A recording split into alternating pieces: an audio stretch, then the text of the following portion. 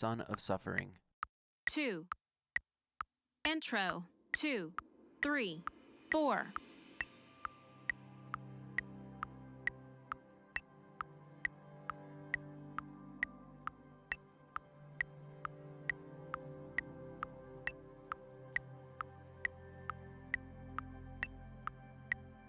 Verse 1, 2, 3, 4.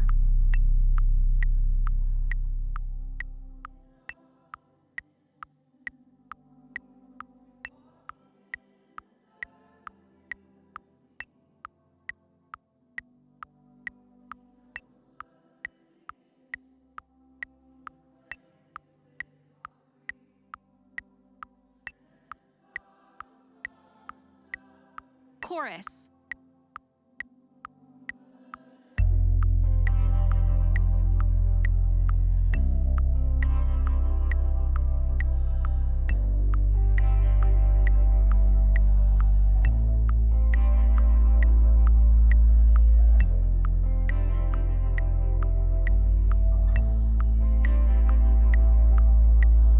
Turnaround, 2, 3, 4.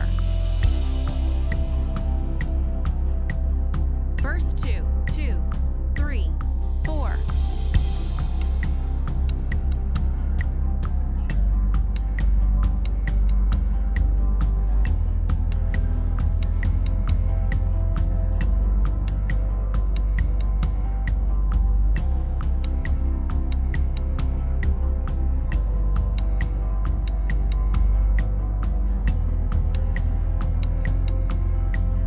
Tag.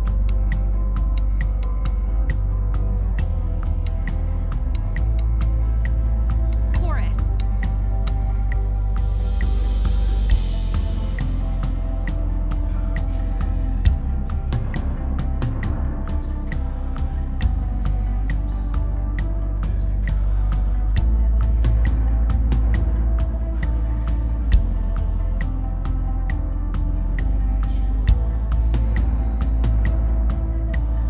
Breakdown, 2, 3, 4.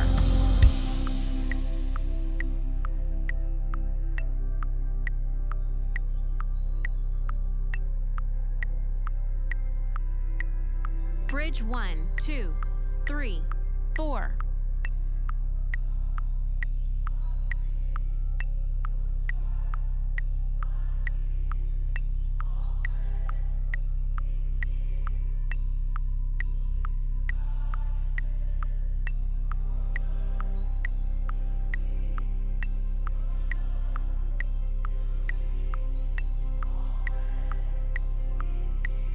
Bridge 2.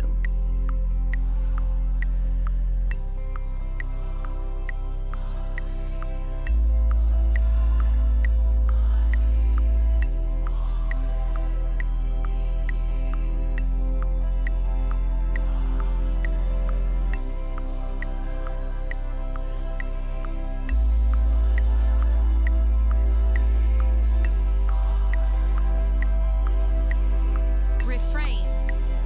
Slowly build.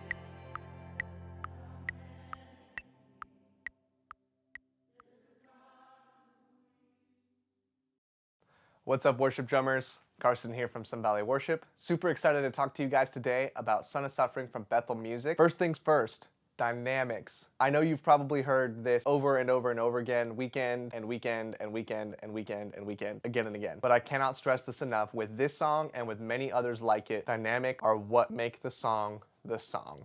The parts are pretty simple. There is a little bit of room for creativity, some embellishments like you saw. Some of the things that I added into the song are not technically on the record, but they helped add a little bit more feel to the overall band and where it was in those different moments. But the overall dynamics are paramount to what makes this song what it is. Now, in order to get the dynamics that we're looking for, we really need to focus on note accuracy, so that way when we are playing the parts that are written, we know exactly how to approach those parts. Some things that I really encourage you to work on for this song are double stroke unisons, and then also working with dynamic range. So doing different kind of subdivided exercises, 8 on a hand, 16 on a hand, alternating single strokes, unison double strokes, starting from the low dynamic of piano or mezzo piano to forte to fortissimo. If you know what those means, that's quiet, medium quiet, loud, super loud. Super simple, that's just a classical term for it. But working with those exercises is really gonna help you understanding how to approach these parts and how to play them to the best of your ability while also maintaining integrity to the song. On top of that, like I said earlier, there is room for creativity and embellishment. Like you saw in the video, when we're in the verse and the chorus bit on the floor tom, 8th note pulse, I added some rim clicks in between for the verse bit, and then when we got to the chorus, a little bit of a swells here and there, light cymbal taps, and then we go into some added rack tom hits in between that 8th note pulse. But that 8th note pulse was driving the whole time at that lower dynamic. It opens up a little bit from the verse to the chorus, but not a ton. It stays pretty low, and it's important that we do stay low because, one, with the floor tom, it's a little bit softer of a percussive element than like the kick drum or the snare drum or just straight rim clicks. You get some low end, you get a little bit of attack, but it's not so in your face that it overpowers what the rest of the band is doing. And it's important that it stays on the floor tom because the kick drum is a little bit too much presence for that kind of moment, unless you can hit really, really lightly with your kick beater, which is absolutely possible, but with the way that our drums are mic'd up and with gates and different room sizes and things like that, it may not translate very well, whereas a consistent dynamic on the floor tom with an 8th note pulse can translate pretty universally across pretty much any room. And like I said, in that chorus bit, it does open up dynamically a little bit, so you can raise your dynamic threshold just ever so slightly so that you do give a little bit more presence, but it's important that you don't start just hammering away on that floor tom or on your rack tom or adding too many kick drum notes or hitting too hard on the cymbal changes or anything like that. It is important that your threshold grows very, very gradually throughout the song.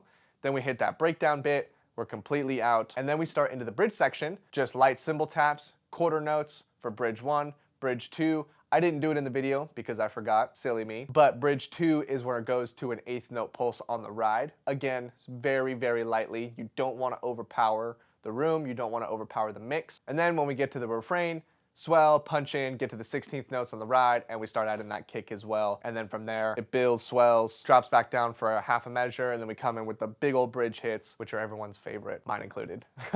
But anyway, that's about all I've got for you guys. Thanks so much, I hope this helps.